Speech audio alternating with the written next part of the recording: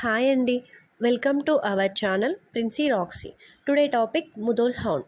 ముదోల్ హౌండ్ని caravan hound అని కూడా పిలుస్తారు. ఇది భారతదేశానికి చెందిన జాతి. వీటిని కేసీఐ మరియు ఐఎన్కేసి గుర్తించాయి. అయితే కేసీఐ దీన్ని కారవాన్ హౌండ్గా నమోదు చేస్తుంది. ఐఎన్కేసి ముదోల్ హౌండ్ పేరును ఉపయోగిస్తుంది.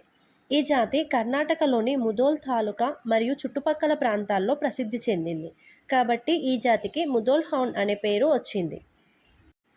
ముధోల్ ప్రాంతానికి చెందిన శ్రీమద్ రాజా సాహెబ్ మలోజీరావు ముదోల్ హౌండ్ను పునరుద్ధరించిన ఘనతని పొందారు. రాజా మలోజీరావు బ్రిటిష్ సందర్శించినప్పుడు అప్పటి బ్రిటిష్ రాజు 5వ జార్జ్కి కొన్ని ముదోల్ కుక్కలను బహుమతిగా ఇచ్చారు. అయితే కర్ణాటకలోని బాగల్కోట్ జిల్లాలోని కెనైన్ రీసెర్చ్ ఇన్ఫర్మేషన్ సెంటర్లో ఉన్న ఈ కుక్కలు భారతీయ ఇళ్లలో సాధారణంగా తినే తిండినే తింటాయి. స్వదేశీ జాతుల్లో ఇవి పొడవైన కుక్కలు. ఇవి 72 సెంటీమీటర్ల పొడవు ఉండి 20 నుంచి 22 కేజీల బరువు కలిగి ఉంటాయి. వేట విషయంలో వేరే జాతులు వీటితో పోటీ పడలేవు. ఇవి రెప్పపాటు కాలంలో 1 కిలోమీటర్ దూరము పరిగెట్టగలవు. వీటి ప్రత్యేకత వీటి ఐస్ని 240 డిగ్రీస్ నుంచి 270 డిగ్రీస్ వరకు తిప్పగలవు. కానీ వాసన పసిగట్టే సామర్థ్యం మిగతా జాతుల కుక్కల కంటే తక్కువగా ఉంటుంది.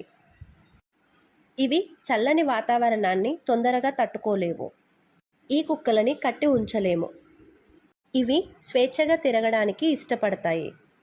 వీటికి ఒకే ఒక యజమాని ఉండాలి. ప్రధాని మోడీ 2018లో ఉత్తర కర్ణాటకలో జరిగిన ఒక ర్యాలీలో ఈ జాతి కుక్కలని ప్రశంసించారు. తర్వాత 2020 ఆగస్టులో తన మన్ కీ బాత్ ప్రసంగంలో భారతీయ కుక్కల జాతులలో ముదోల్ హౌండ్ మరియు హిమాచలీ హౌండ్ అద్భుతమైన వంశవృక్షం అని ఆయన చెప్పారు.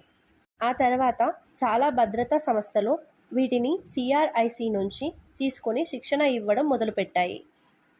అప్పట్లో గిరిజనులు వీటిని వేట కోసం ఉపయోగించేవారు. వీటి జీవితకాలం 16 సంవత్సరాలు. ఇవి చాలా వేగంగా పరిగెడతాయి. ఇవి పరిగెడుతూ లాంగ్ జంప్ చేయగలవు. వీటికి వినికిడి శక్తి చాలా ఎక్కువ.